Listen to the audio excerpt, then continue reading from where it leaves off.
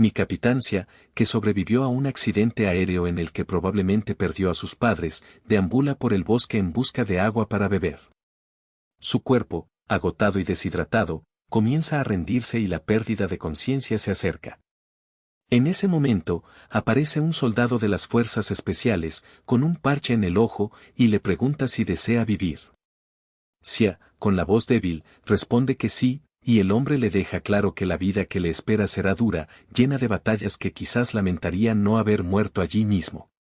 Mientras intenta salvarlo, otros soldados de su unidad intentan detenerlo, afirmando que están en medio de una misión y que recoger a un niño como él solo complicará las cosas. Pero el soldado, furioso, los desafía con vehemencia, proclamando que no recibe órdenes de los más débiles. Así nació Gusu, el capitán, quien pronto se convirtió en la figura paterna adoptiva de Xia. De regreso en la base, Gusu le entrega una pistola y le explica que ahora es suyo y que debe aprender a vivir con ella. Le dice que en lo más profundo, sabe que aún le queda mucho por delante, que la muerte todavía está lejos para él.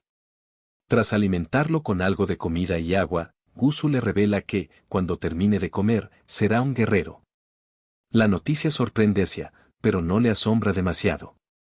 Gusu planifica entrenar al niño de manera intensiva, con la intención de convertirlo en un soldado completo en solo 5 años. Gusu, un experto en combate y operaciones de guerrilla en todo el mundo, comienza a someter a Xia a rigurosos entrenamientos físicos y mentales.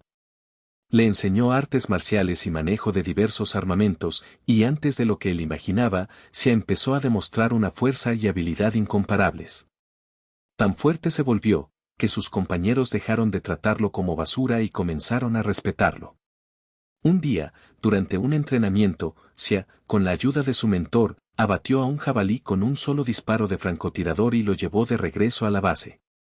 Los soldados, sorprendidos, no podían creer que aquel niño de solo 10 años hubiera logrado tal hazaña, y algunos susurraron que podría tener más talento que su propio capitán, famoso por poder disparar a un ojo de ciervo desde 1 kilómetro de distancia. 12 años después, en un campamento enemigo, se habla de la presencia de un mercenario peligroso llamado Carmesí.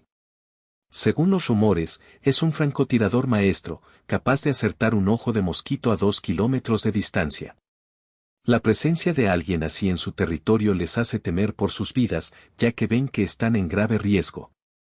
Uno de los reclutas, incrédulo ante esas historias, duda de la veracidad del rumor, pero de repente, una bala de francotirador, procedente de la nada, atraviesa su cráneo, causando pánico total en el campamento.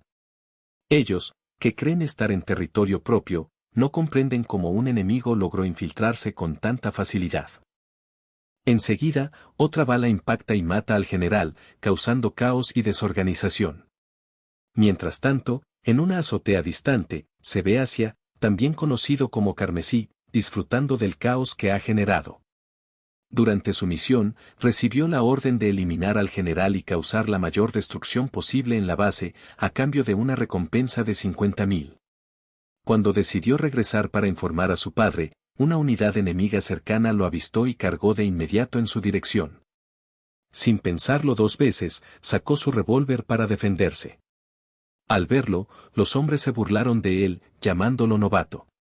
Sin embargo, desconocían las 3 ventajas fundamentales de esa arma sobre otras. Primero, su fiabilidad, ya que no se atasca. En segundo lugar, su capacidad para usar balas de gran calibre con alta potencia de penetración. Y, en tercer lugar, la protección divina que la diosa del campo de batalla había conferido a esa pistola. Con apenas 3 disparos, Xia afirmó su supremacía y eliminó toda la unidad. Luego, fue rescatado del lugar por Gu, quien llegó en un helicóptero. Durante el vuelo, Gusu le felicitó por haber eliminado ya a su tercer general en la guerra, pero le informó que tenía una misión nueva en Japón. Como era de esperarse, Xia pensó que probablemente sería una operación de asesinato, quizás dirigida contra el primer ministro o alguna figura importante. No obstante, el anciano lo interrumpió, aclarándole que en realidad iba a enseñar en un colegio prestigioso. Dado que Xia era fluido en 5 idiomas, Gusu le asignó la tarea de infiltrarse como profesor de inglés en esa institución. Poco después, Prepararon una identidad falsa, y Sa abordó un avión rumbo a Japón, intrigado por los obstáculos que tendría que afrontar. Al llegar, decidió detenerse en una tienda de conveniencia para comprar comida. Quedó impresionado por el sabor de los alimentos, la higiene en el envasado y, sobre todo, por el bajo precio. Pero lo que más le llamó la atención fue la aparente tranquilidad del lugar. Observando a su alrededor, solo vio parejas en citas, familias en picnics o personas disfrutando del día, en un ambiente sumamente pacífico. Se preguntó qué misión podría esperarlo en un país así de calmado. Tras la comida, se dirigió a la casa segura que le habían preparado. Al llegar, en un barrio residencial de altos edificios, encontró su apartamento en un rascacielos y quedó sorprendido con su elegante apariencia. Además, ese apartamento estaba cerca de la escuela en la que iba a trabajar. Mientras entraba, notó algo inusual, aunque decidió sentarse igual. Pocas horas más tarde, un hombre se acercó de repente con un cuchillo y corrió hacia él por la espalda. Gracias a su aguda percepción, Sa pudo detectar la amenaza a tiempo. Tomó una botella de agua y la lanzó al agresor para distraerlo, y luego le propinó un golpe directo en la cara, sorprendiendo al asaltante. El hombre intentó contraatacar con un giro completo, pero Sa se apartó con facilidad y le quitó el arma blanca. Al ver sus habilidades físicas en acción, el agresor comprendió que tenía delante al legendario Crimson. Entonces, el intruso fue reducido, y Sa lo sujetó por el cuello, exigiéndole su identidad. El asaltante, sin resistencia, admitió que quizás había sobrevalorado sus fuerzas al pensar que podía enfrentarse solo al famoso Crimson. Con un aire de arrogancia, Sa le sugirió que la próxima vez trajera un equipo de 5. De repente, una joven apareció detrás de él con un pistola apuntándole en la cabeza y le ordenó que no se moviera. Sa, que parecía no sorprendido en absoluto, simplemente le comenta con soltura que su martillo no está cargado, lo que hace que ella se vea visiblemente nerviosa. Sin perder tiempo, él se gira y en un instante se apodera del cilindro, advirtiéndole que tenga más cuidado en futuras ocasiones. La mujer le agradece por la advertencia, aunque sabe que terminará utilizándolo, ya que su misión aquí solo consiste en apoyar desde atrás a Sa. Posteriormente, se presentan formalmente como Ulain y Meen. Ulain va a infiltrarse en la academia como profesor de arte para brindar apoyo a Sa y facilitar su integración cultural. Por su parte, Meen adoptará la apariencia de un estudiante, con la misma finalidad de respaldo desde las sombras. Sa revela que había detectado su presencia en cuanto ingresó y que simplemente decidió esperar para averiguar de qué estaban hechos. Pregunta si su ataque fue deliberadamente barato solo para comprobarlo, pero ambos se sienten frustrados al escuchar que realmente estaban intentando dar lo mejor de sí. Cuando preguntan si tiene alguna duda, Sa inquiere cómo piensa Meen lograr parecer una adolescente si evidentemente tiene ya 22 años, lo que provoca su molestia. Ella explica que, gracias a su piel perfectamente lisa, no destacará demasiado entre las universitarias japonesas. Ulain interrumpe y le aconseja que deje de admirarse a sí misma, lo que hace que ella pierda la paciencia nuevamente. Después, los dos deciden analizar la misión con Sota. El objetivo principal es infiltrarse en la academia para proteger a Sakurako Kujo, hija del presidente de una corporación militar mundial que estudia en esa institución. Dicha corporación resulta ser una organización militar secreta de Japón, conocida por desarrollar armamento bélico, desde cohetes hasta municiones. Se dice que emplea países vecinos como pasos intermedios para evitar restricciones en las exportaciones de armas, principalmente en Occidente. Sin embargo, recibieron informes de que el presidente Kujo estaba canalizando sus productos hacia países comunistas, lo que podría desencadenar una catástrofe mundial. Debido a la creciente atención internacional, probablemente intentarán usar a su hija como moneda de cambio para presionar al padre. Por eso, contrataron a una experta como Sa para monitorear y proteger a Sakurako de amenazas desconocidas. Se espera que también logre conquistarse su confianza para obtener información sobre las exportaciones armamentísticas y poder adelantar a sus rivales, aunque esto sería complicado, pues Bro no cuenta con RZ alguno. Milen comenta que su apariencia majestuosa y despreocupada debería bastar para que la joven caiga rendida a sus encantos. Al día siguiente, Saa, tras recibir inteligencia sobre el objetivo, aborda un autobús donde se encuentra con Sakurako. Cuando el vehículo arranca, él nota que ella actúa de manera extraña, y sospecha que puede estar sufriendo alguna fiebre o virus. Cuando intenta comunicarse con el resto del equipo mediante un dispositivo oculta, pregunta si debe devolverla a su casa. Sin embargo, le recuerdan que ni siquiera está en posición de hacer eso con una desconocida.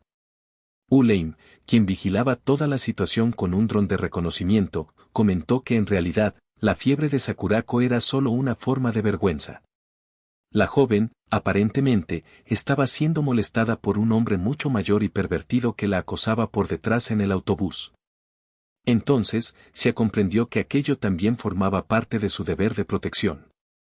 Después de haber alejado un poco al agresor, quien había intentado llegar más lejos al tocarle los senos, este decidió que era momento de intensificar su acoso al manosear su pecho. En ese instante, se intervino, como el caballero que Sakurako anhelaba. Agarró el brazo del hombre y lo retorció hasta que estuvo al borde de la fractura, provocándole un grito de dolor.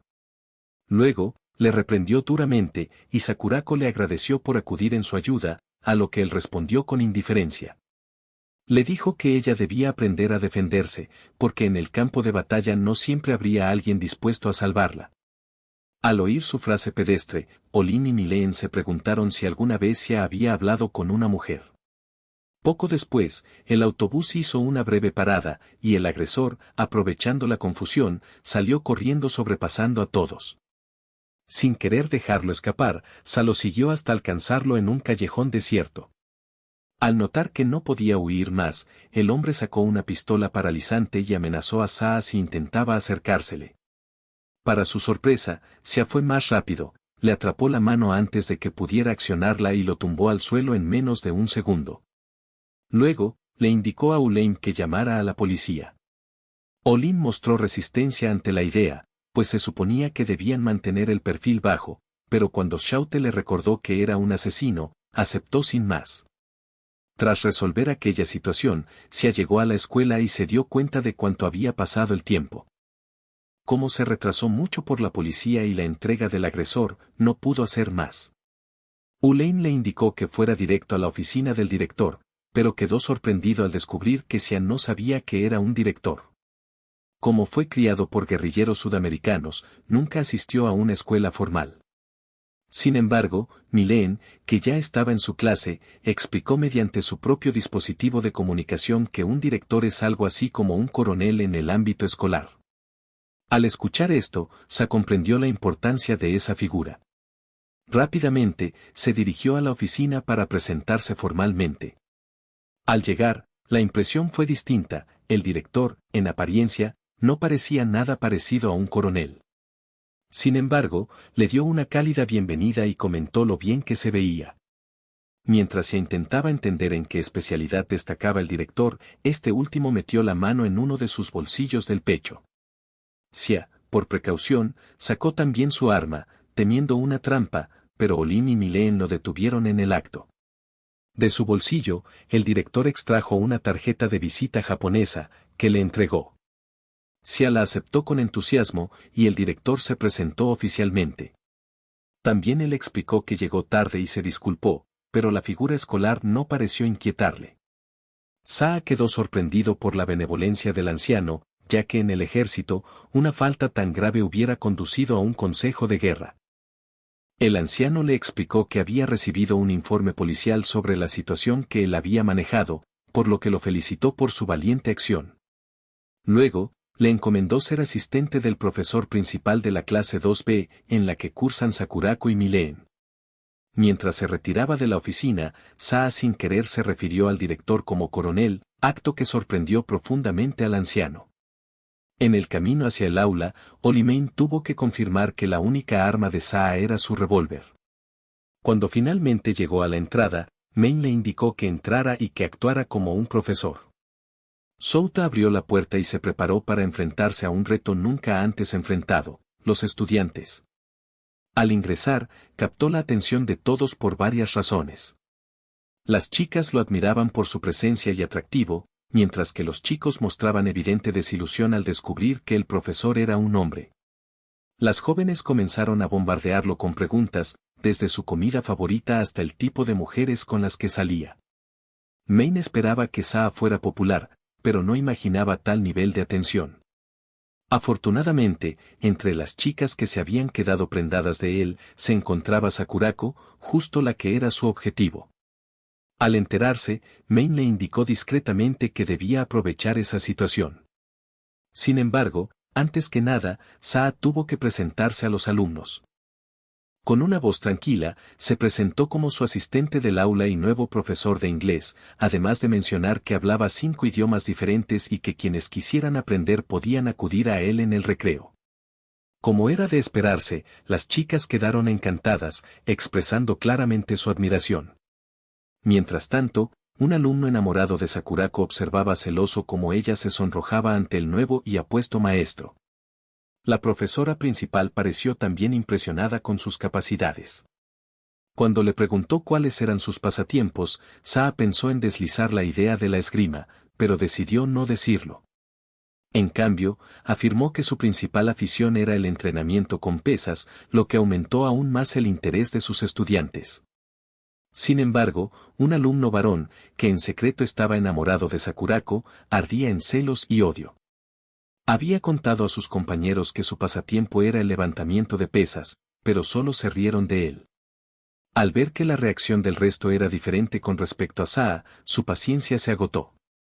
Tomó una hoja grande y, con gran fuerza, la lanzó hacia el profesor, dispuesto a rebajar su presencia. Para su sorpresa, Saa, que ya se había dado la vuelta, atrapó la hoja justo antes de que golpeara su nuca y, con calma, la arrojó a la basura, causando que las chicas reaccionaran con aún más entusiasmo. Durante el descanso, las chicas dispersaron por la escuela en busca de Saa, pero parecía imposible localizarlo en ningún rincón. Como los demás alumnos, Sakurako también deseaba hablar con él, aunque en asuntos más personales. Al enterarse Milen de esto, contactó a Ulfheim para saber si tenía vigilancia sobre Saa, ya que ella también no lograba hallarlo. Tras una búsqueda infructuosa, Olin logró encontrarlo, aunque en un estado bastante deteriorado. Sin perder tiempo, alertó a Meen, y ambos se dirigieron rápidamente al lugar para averiguar qué ocurría. Mientras tanto, detrás de uno de los edificios, Saa se encontró con un alumno que lo había invitado a salir para tratar temas relacionados con Sakurako.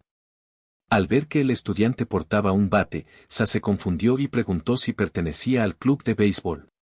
El joven, molesto, respondió que en realidad era parte del club de irse a casa. Saa, que siempre era un poco ingenuo, se quedó más desconcertado aún y preguntó si tal club existía en realidad, lo que hizo que el estudiante perdiera aún más la paciencia. El estudiante expresó que no le gustaba Saa por la forma en que Sakurako lo miraba. Saa, sin comprender bien, dijo que no sabía cómo ella lo veía, pero que tendría que irse porque no tenía intención de jugar béisbol. En ese momento, el estudiante explotó y se lanzó hacia él con el bate, declarando abiertamente que abusaría de él. Cuando ya iba a dar su primer golpe, Saa pudo esquivarlo con facilidad y le indicó que estaba fuera de alcance. El alumno, furioso, intentó atacar unas veces más, pero Saa mantuvo la calma, dándole pequeños consejos sobre cómo balancear el bate correctamente mientras se movía con agilidad. Finalmente, cansado, golpeó suavemente en la frente al estudiante, dejándolo aturdido. Olin y Meen llegaron justo en ese momento, sorprendidos al ver que, además de todo lo ocurrido, Saa había incapacitado a un alumno en su primer día en la escuela. Luego de dejarlo inconsciente, Soda lo llevó en sus hombros hasta la enfermería del centro escolar. Al recorrer los pasillos, los estudiantes presentes quedaron asombrados ante la escena. Algunos identificaron al estudiante como un difuso problemático de la clase 2B y pensaron que quizás se había lastimado al hacer travesuras. Sin embargo, las estudiantes femeninas se preguntaban quién era esa profesora tan atractiva. Olin y Maline trataron de minimizar la situación, asegurando a todos que el alumno simplemente se había caído y se había desmayado. Ya en la clínica, colocaron al alumno en una cama, y Milen preguntó si Saa tenía alguna idea de la situación en la que los había involucrado. Saa respondió que era algo similar a la vez en que intentó enfrentarse a su propio padre y terminó recibiendo una buena paliza, lo que evidenció cuánto había avanzado Sa en su peligrosa existencia. De repente, entró la enfermera con el director, ambos respirando con dificultad. Habían recibido reportes de varios estudiantes sobre lo ocurrido, por lo que tenían que verificar la situación. Mientras la enfermera revisaba su estado, el director preguntó qué había pasado exactamente. Inmediatamente, Min responde que el estudiante resbaló con una cáscara de plátano y perdió el conocimiento al golpearse la cabeza contra el suelo. Explica que Sa simplemente lo encontró en ese estado y que él mismo lo llevó hasta la clínica. Sin embargo, el asistente médico interrumpe, asegurando que la lesión no parece causada por una cáscara de plátano y que no lo engañarían. El gásero empieza a dar una charla insípida sobre su experiencia de 40 años como enfermero y su cinturón negro en karate, para concluir que el estudiante fue golpeado con una palmada por alguien. Luego, se vuelve directo y señala a Sa, acusándolo con firmeza, ya que parece tener conocimientos en artes marciales. El director, atónito por la acusación, espera en silencio que Sa lo desmienta, pero el geiser insiste, presionando para que confiese antes de que el estudiante despierte. Al ver que la situación se complica, Mi-leen se comunica discretamente con Sa, advirtiéndole que no debe mantenerse calmado, pues podría perder su empleo si la verdad sale a la luz. Xia, por su parte, responde con serenidad que no hay motivo para alarmarse, pues sabe que no se convertirá en un problema mayor. Además, confía en que podrá proteger a la víctima incluso si llega a ser despedido. De repente, el estudiante despierta gritando y preguntando si aún está vivo. Después, reconoce rápidamente que está en la clínica escolar. Cuando el asistente le pregunta si Sadou fue responsable de lo ocurrido, contempla revelarlo, pero decide callar por alguna razón. El anciano interpreta su silencio como una intimidación y, en respuesta, llama a la policía para denunciar un caso de agresión. Para su sorpresa, el estudiante lo detiene y le dice que la lesión ocurrió por una caída y que no hay que exagerar.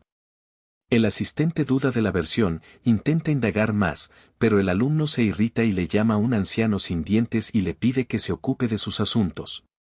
Como era previsible, la ira del geiser se desvía del incidente genuino y se enfoca en la grosería del estudiante.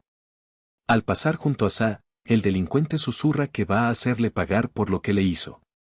Gracias a su comportamiento rebelde, el equipo logra aclarar la situación y liberan a Scott sin problemas. Al salir, Sa comenta casualmente que los delincuentes son similares a los mercenarios en el sentido de cuidar su honor.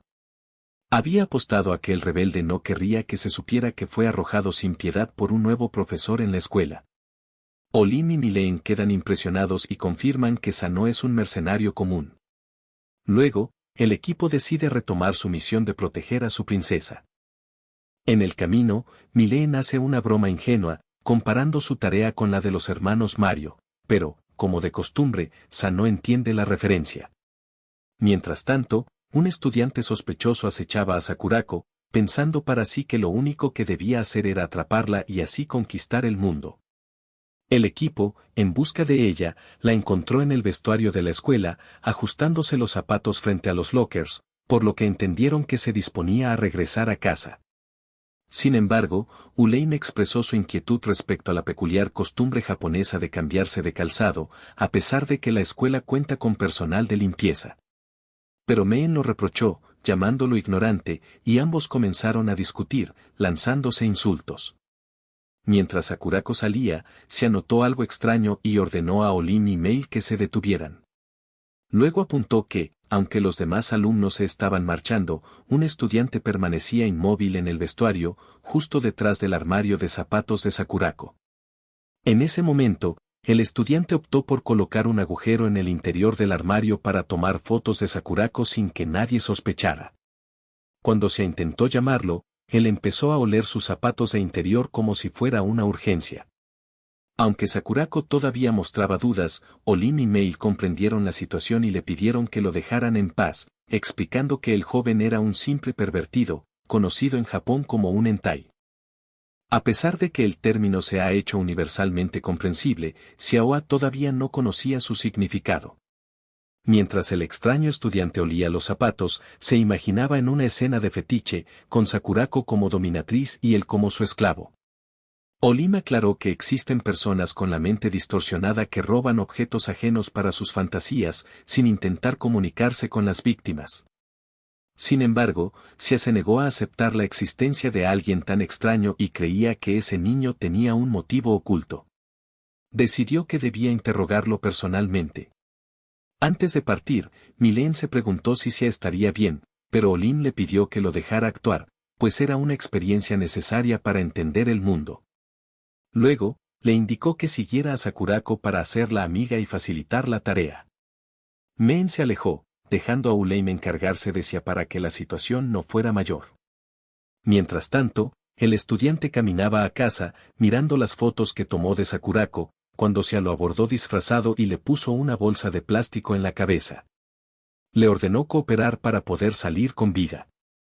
El joven aceptó, y Xia lo llevó a un almacén abandonado, donde lo ató a una silla.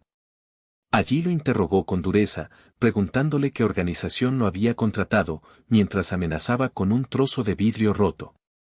El niño parecía estar completamente desconcertado, así que Xia le mencionó varias organizaciones famosas, preguntándole a cuál pertenecía.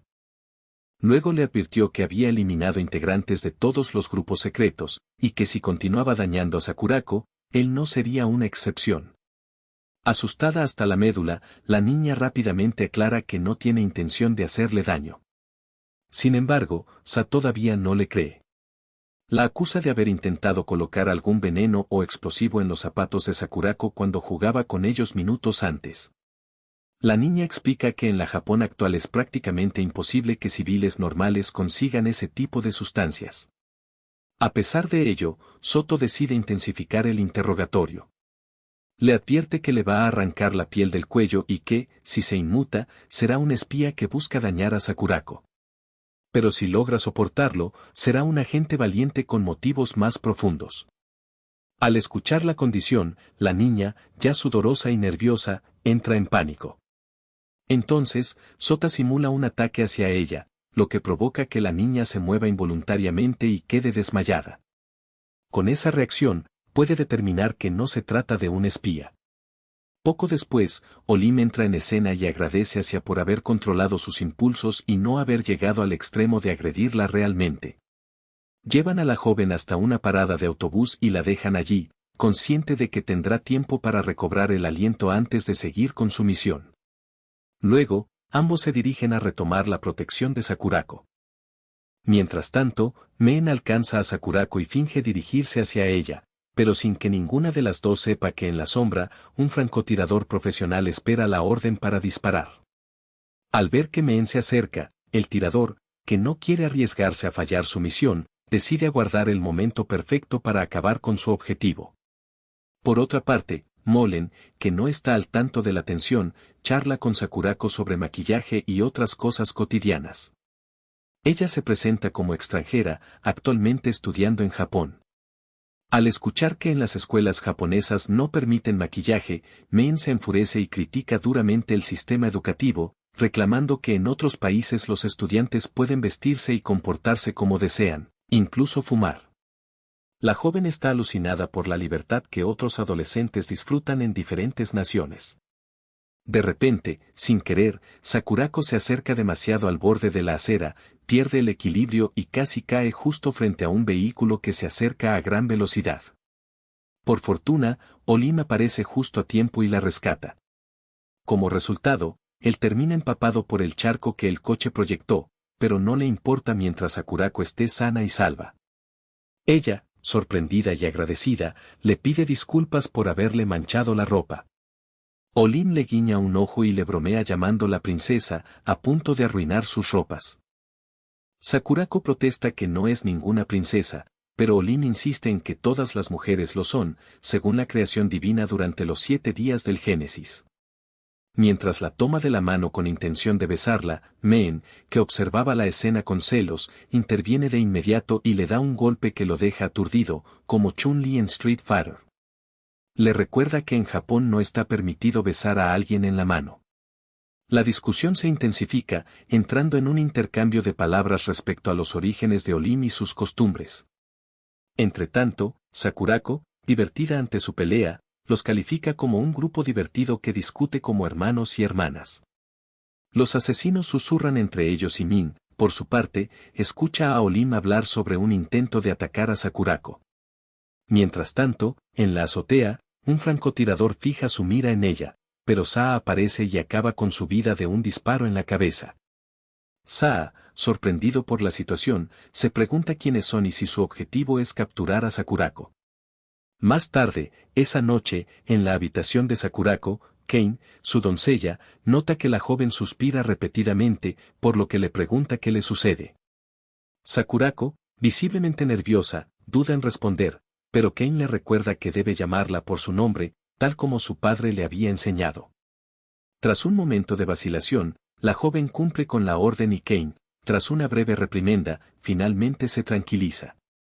Luego, Kan le recuerda que no debe olvidar su orgullo como heredera del noble linaje Kujo, que ha existido desde la era Yan, y que su familia tiene una larga historia de honor y tradición. Tras su reprimenda, Sakurako pregunta si Kane alguna vez ha estado enamorada. Kai tarda en entender la pregunta, pero cuando capta el significado, empieza a hablar sobre cómo la pertenencia a la familia Kujo afecta las relaciones personales. La joven rápidamente niega estar enamorada, pero para su sorpresa, Kane le asegura que no existe ninguna regla familiar que prohíba enamorarse de alguien común. Kane explica que, pese a ser sirvienta de los Kujo, ella es mujer antes que todo, y que apoya a todas las damas en sus sentimientos amorosos. Sosteniendo las manos de Sakurako, hace una promesa de meñique y le expresa su apoyo en su decisión.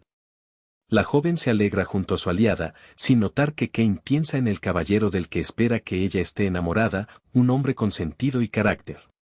El caballero en cuestión dispara varias balas a unos muñecos de entrenamiento, logrando acertar en el centro. Men revisa los blancos y nota que los disparos están ligeramente desviados hacia la izquierda, por lo que pregunta por qué se llama centro. Olim le muestra un diagrama de la anatomía humana y le explica que el corazón está ubicado en el lado izquierdo del cuerpo. Men se sonroja y lo insulta por intentar presumir. Olim, por su parte, elogia a Xia y afirma que con su nivel de habilidad podría ganar una medalla de oro en los Juegos Olímpicos. Xia, por su parte, desprecia los Juegos Olímpicos calificándolos como una competencia amateur que él, como profesional, no desea participar. Luego, pregunta a Olim acerca de la organización enemiga. Al notar la apatía de Xia, Saa pide que se valide el trabajo de Uleim. Olim les indica que su especialista en inteligencia es Meolen. La miran y, antes de que ella pueda explicar, Men informa que está usando todos sus recursos, pero aún no ha encontrado pistas. Xia señala que la organización debe tener recursos para un francotirador. Considera que el hombre que mató antes es un soldado entrenado y que el rifle mencionado no es un arma que pueda introducirse fácilmente en Japón. Revisa las fotos y anota el modelo, el año de fabricación y el país de origen del arma. Olim sugiere que, si se trata de un Dragunov, podrían saber quién está detrás. Men, tomando un hacha, le llama idiota, argumentando que nadie cuerdo cargaría por la calle un hacha ensangrentada. Mientras discuten, todos concluyen que no podrán rastrear a la organización únicamente por el origen del arma. Por ello, su estrategia se limita a reaccionar ante cualquier movimiento del enemigo. Xia inicia la grabación de las cámaras de seguridad y advierte a sus asistentes que deben seguir protegiendo a Sakurako y esperar noticias del último jefe. Aunque están de acuerdo, Olim entra en pánico al ver a Sakurako cambiarse de ropa. Se sorprende y agradece su suerte, pero de repente la televisión se apaga. Entonces, ve cómo Men sostiene una pistola y lo mira con furia. Olim intenta calmarla, pero ella le comenta que solo está practicando su puntería. Sin avisar, disparos atraviesan el aire, y Uleim se esquiva por poco de las balas. Mientras la tensión aumenta, Sa reflexiona sobre la misión que su padre adoptivo le encomendó, una cuya finalidad parecía difusa. A diferencia de otras misiones claras y sencillas, esta era vaga y enigmática.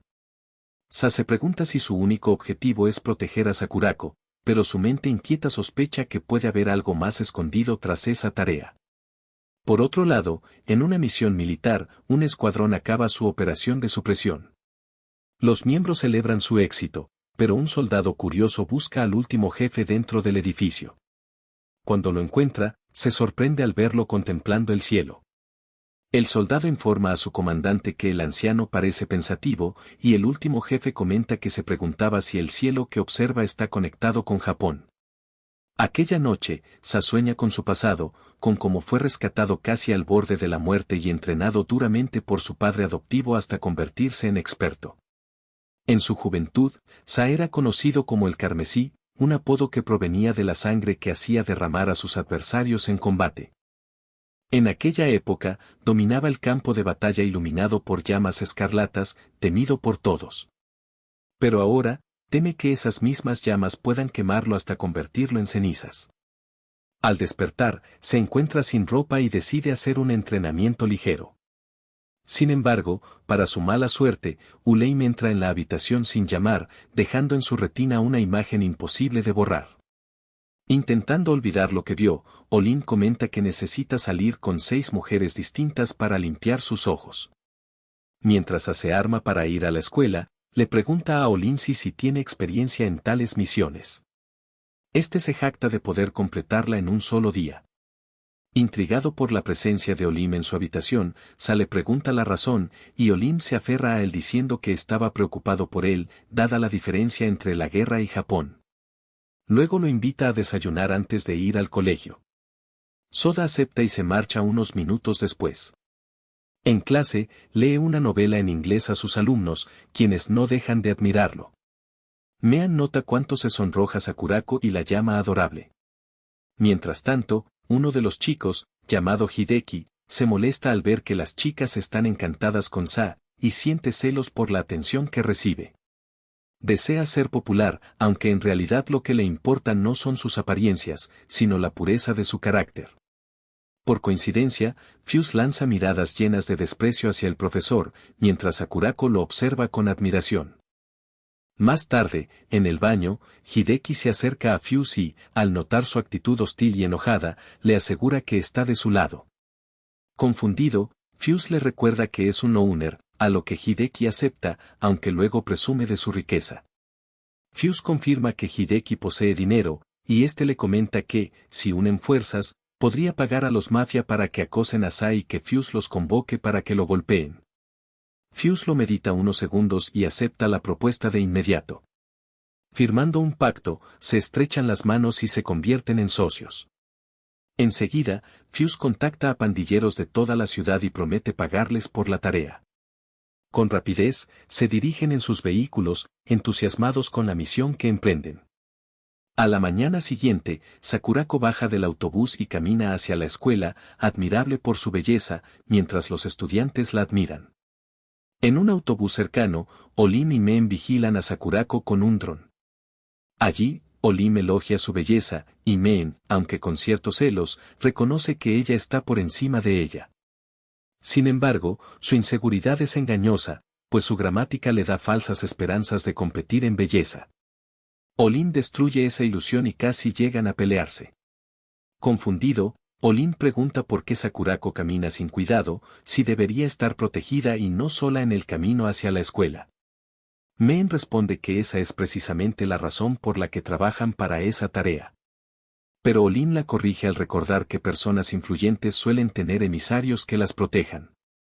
Al entender a qué se refiere, Men explica que en las reglas de Otori está prohibido que los estudiantes se trasladen en vehículos, ya que la escuela no discrimina por clases sociales, sino que todos asisten en igualdad de condiciones. El lema escolar es independencia y autosuficiencia, pero Olim malinterpreta y asume que eso significa que los ricos deben aprender de los pobres. Luego, Men narra que el padre de Sakurako quería que ella asistiera a una escuela solo para chicas hasta la universidad, pero ella insistió en estudiar en Otori. Mientras observa a Sakurako, Olim comenta que ella cautiva a todos con su forma de caminar, a lo que Men responde que lo mismo pasa con Sa. Desde lejos, ven a Sa caminar hacia la escuela, rodeado de chicas que lo admiran. Olim reflexiona y dice que, en otra época, ellos podrían haber sido una pareja real. Men, parcialmente de acuerdo, advierte que siempre hay problemas cuando un príncipe y una princesa se enamoran. Le indica a Olim que apunte la cámara del dron hacia Sa y, cuando lo hace, ven a Fuse acompañado de un grupo de pandilleros bloqueando el camino del muchacho. Fuse saludándolo con burla, pero Saa responde con calma, lo que enfurece a Fuse, quien aún así sigue obstaculizando el paso. Desde la distancia, Men y Olim, que observan con el dron, califican a Fuse como un cavernícola por actuar con refuerzos tras la derrota previa de Saa. Ulaine le dice a Mylene que hay un problema, que los números no importan frente a la legendaria Crimson. Al escuchar esto, Sia se quita la corbata y pide que Fuse lo acompañe a un lugar tranquilo.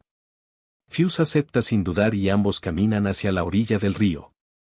Allí, Fuse, con una actitud desafiante, afirma que su grupo supera en 20-1 a Saa. Está convencido de que Sia no tiene oportunidad alguna debido a la diferencia numérica. Le ofrece, además, que pueda llorar y pedir perdón, así tal vez lo perdonen. Para su sorpresa, Saa les devuelve la misma condición y, además, les recuerda que preferiría que no lucharan, pues es su maestro. Ellos se mofan de su ingenuidad y concluyen que Saa no sabe contar. Sin perder tiempo, Fuse ordena a los rebeldes que ataques a Saa. En un instante, corren hacia él, pero Saa los derriba con facilidad, como si fuera un paseo por el parque. La mirada de terror invade a los demás, quienes observan cómo elimina a sus compañeros con precisión. Algunos dicen que Saa no es humano, pero él asegura que sí, explicando que su fuerza proviene de su entrenamiento en el campo de batalla. Mientras arrebata a la mayoría, los demás entran en pánico y aclaman que no habían sido advertidos de lo fuerte que era Sia.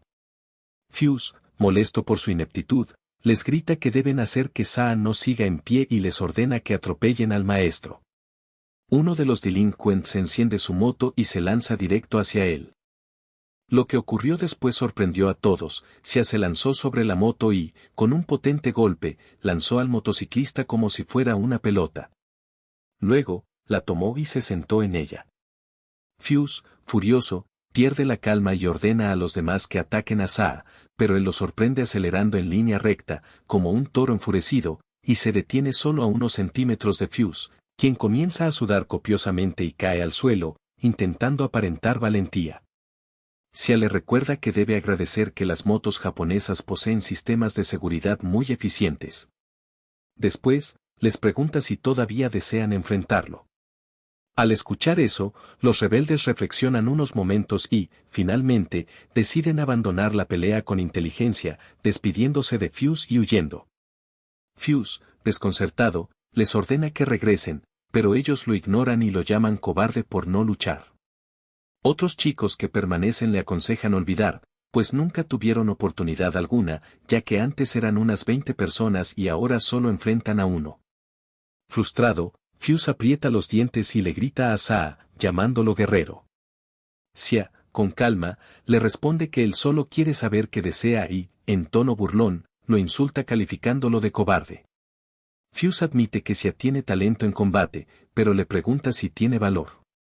Saa, confundido, le pide que explique qué quiere decir, y Fuse propone una carrera de gallinas como desafío absurdo. Se sube a otra moto para competir con Saa. El reto consiste en que quien frene primero antes de llegar a la pared, pierde. Men, al ver la insensatez del juego, se enoja y pide a Olin que la conecte con Saa. En cuanto la llamada se establece, le pregunta si en serio quiere aceptar esa tontería, y Saa confirma con determinación. Luego, ella le pregunta si es tonto, pues podría resolver fácilmente el asunto golpeándolos hasta dejarlos en el suelo. También le indaga qué haría en caso de que, por alguna razón, perdiera la carrera de gallinas. Souta planea averiguarlo al cruzar el puente, y en ese momento desconecta el audio. Main grita a Ulaine, acusándolo de que Saa ha incumplido órdenes, y expresa su preocupación por lo que dirá el jefe si se entera. Sin embargo, luego le pide a Ulaine que vuelva a activar el sonido, pero para su sorpresa, él se niega. Main le reprocha por su actitud y le da un golpe por ser tan tonto, aunque Olim afirma que Saa nunca perderá. Recuerda el día en que Saa aturdió a Fuse, cuando el niño intentó atacarlo, y cómo llevó al pequeño de regreso a la enfermería. Ulaine entonces le preguntó por qué era tan amable con el muchacho, a lo que Saa narra que en una ocasión, en las junglas de Sudamérica, un soldado mucho más pequeño que él se unió a su escuadrón. A pesar de su corta edad, Soda y el último jefe permitieron que aquel joven participara en la guerra, porque necesitaba mantener a su familia. Sa se acercó mucho a aquel niño y trató de enseñarle japonés, pero tristemente, al día siguiente de aprenderle a decir adiós en ese idioma, el soldado pequeño murió en combate. La razón por la que Sa decidió ayudar a Fuzi fue que en él veía el reflejo de aquel soldado caído. Mientras Olim observa a los corredores preparándose para la carrera, nota cómo Sa sonríe tras escuchar los insultos de Fuse y deduce que Sia podría ser más un profesor que un mercenario. Comienza a llover en la competición, y cuando los pilotos aceleran sus motos para la carrera, el árbitro anuncia que pueden partir en cuanto el campondice toque el suelo. A pesar de que Main tiene una corazonada negativa acerca de la carrera, Olim calma intenta tranquilizarla, asegurándole que Sa sigue siendo un profesor en el fondo. Ella niega la idea, afirmando que solo es un mercenario legendario, aunque Olim sigue apoyando a Sa y dice que Sia quizás llegue a ser un profesor legendario. Mientras anticipa el resultado, Olim ve como el árbitro arroja el can vacío al aire y, en cuanto éste toca tierra, los corredores aceleran. Sa logra superar a Fuse y se dirige velozmente hacia la pared. Fuse también aumenta su velocidad, lo cual preocupa a sus secuaces. Sa, sin embargo, no se detiene ni reduce su ritmo, a pesar de que la pared se acerca peligrosamente. Min entra en pánico, consciente de que si chocan contra la estructura a esa velocidad, Fuse podría morir. Ulaine, en cambio, admira la valentía de Fuse y comenta que su determinación es admirable, aunque a Min le preocupa la carrera de Sa, temiendo que si el niño muere, su futuro como mentor se termine. Ulaine asegura que solo eso ocurrirá si Sa abandona al niño, pero confía en que Sia no hará semejante traición. Al acercarse a la pared, Sa mira a Fuse y en su rostro percibe cuánto arriesga el chico solo para mantener su dignidad en la escuela. En el último momento, Fuse acelera y frena con miedo de convertirse en queso triturado, pero Sa inmediatamente interviene, saltando de su propia moto para salvar al niño. Esquiva la caída protegiendo a Fuse, cubriéndolo con su cuerpo y evitando que sea golpeado por la estructura. Las bicicletas, por su parte, chocan contra la pared con fuerza, produciendo un estruendo que resuena en el lugar. Sa se levanta tras sufrir una lesión en la frente y, preocupado, le pregunta a Fuse si está bien.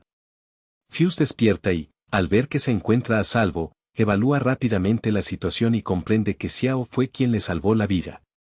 Sa lo observa con atención y, al verificar que Fuse no tiene heridas, relaja sus músculos y se aleja sin más. Totalmente desconcertado, Fuse pregunta a Sa por qué le hizo ese favor, si se debía dejarlo solo.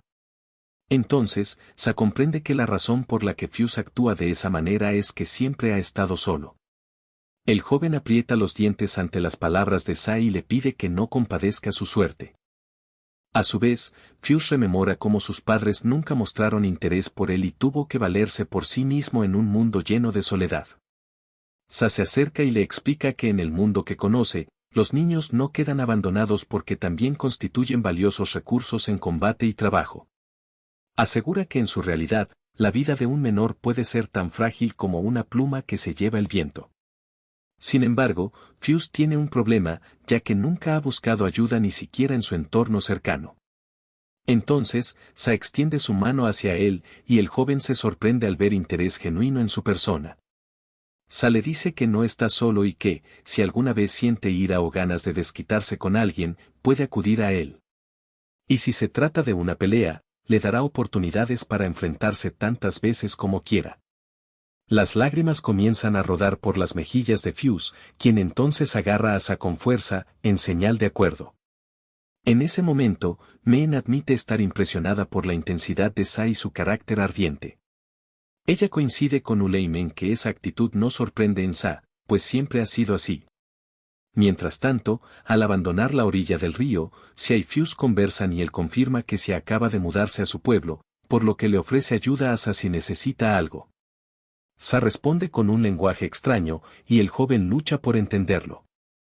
Meen, en cambio, se da cuenta de que su organización debe limpiar el desastre causado por Sa y Fuse. Lo peor es que ella misma asume la responsabilidad.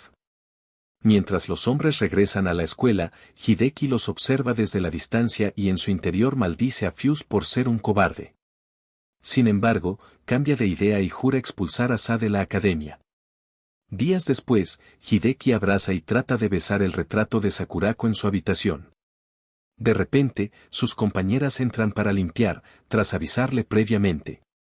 Él rápidamente cubre la imagen y se muestra muy avergonzado por casi ser descubierto.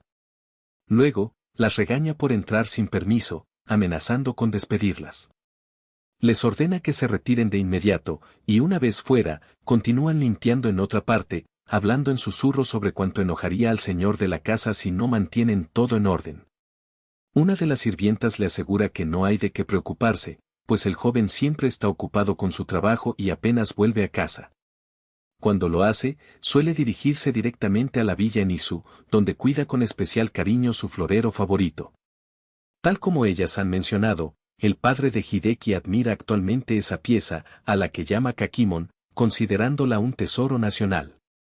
Mientras tanto, las sirvientas estaban cansadas de la actitud de Hideki, quien hacía lo que quería sin límites, porque su vida estaba demasiado sobrada de dinero.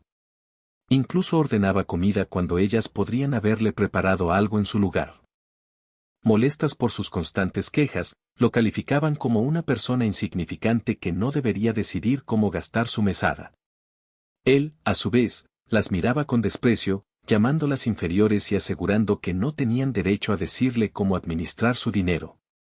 Ellas juraron mantener la distancia y garantizar que sus hijos no terminasen como él, arrogante y consentido. Una semana después, Sakurako tocaba el piano en clase de música y fue defendida con apoteósicos aplausos por sus compañeros. Ulein y Meen revisaron que no hubiese ningún problema en ella, como siempre, y comentaron que desde el incidente del francotirador todo había sido tranquilo y sin novedades en la escuela. Junto a ello, Meen preguntó a Ulein qué había hecho Sa desde la mañana, puesto que no lo había visto en horas. Ulein le informó que Sa estaba siendo reprendido por el director, Tasaki. Al escuchar eso, Meen abandonó el aula de música mientras pensaba en la autoridad del director y cómo éste había llamado a Sa. En la oficina del director, Tasaki le explicó a Sa que había un asunto delicado que atender. Sa, como siempre, actuaba con autoridad, casi como si fuera un soldado. Preguntó qué había hecho, y Tasaki le mostró fotografías donde se le veía agrediendo a unos delincuentes junto al río. Sa, sin inmutarse, afirmó que solo eran fotos de una actividad extracurricular del día anterior y no vio problema alguno. El director le advirtió que esas imágenes habían sido difundidas entre la Asociación de Padres y Maestros, la PTA, algo que Sa confundió con la OTAN, creyendo que era la versión asiática. Tasaki entonces le explicó que la PTA era la actual Asociación de Docentes y Padres, y no una organización militar, como él pensaba. Sa, aún sin entender del todo, se relajó. Sin embargo, el director le indicó que no debía subestimar esa organización, pues actualmente tenía más poder incluso que la autoridad escolar. Esa noticia golpeó a Sa como un disparo, pues el mismo director, a quien idolatraba como a un coronel, ahora reconocía que estaban powerless frente a la PTA. El director le informó sobre la presidenta, la señora Ushima, esposa de un diputado provincial, y el poder que ésta tenía en la comunidad. Al entonces, Sa relató a Tasaki que, basándose en un sistema democrático, la PTA representaba la mayor autoridad. Pero Tasaki le mostró una misteriosa carta que circulaba amenazándole con su despido, a menos que entregara un video que probaba sus enfrentamientos con estudiantes, con la advertencia de que esa grabación sería difundida en Internet. Consciente de que su misión podía estar en riesgo, Sa decidió investigar. Pensaba que Fuse no podría haber delatado a la PTA, por lo que sospechaba que había una tercera persona que ayudó a Fuse a reagrupar al grupo en aquel momento. Sa sospechaba de esa tercera persona y aseguró al director que aclararía la situación. Después de la reunión, se encontró con sus compañeros y les compartió la información. Para entonces, Sakurako ya había marchado a su casa para sus clases. Poco después, la señora Ushima distribuyó documentos en los que se veía a Sa golpeando a estudiantes, borrando sus ojos en las fotos como si eso fuera suficiente para contrarrestar las acusaciones. Ulein, intrigado, preguntó qué planes tenía Sa para resolver el problema, notando su actitud relajada.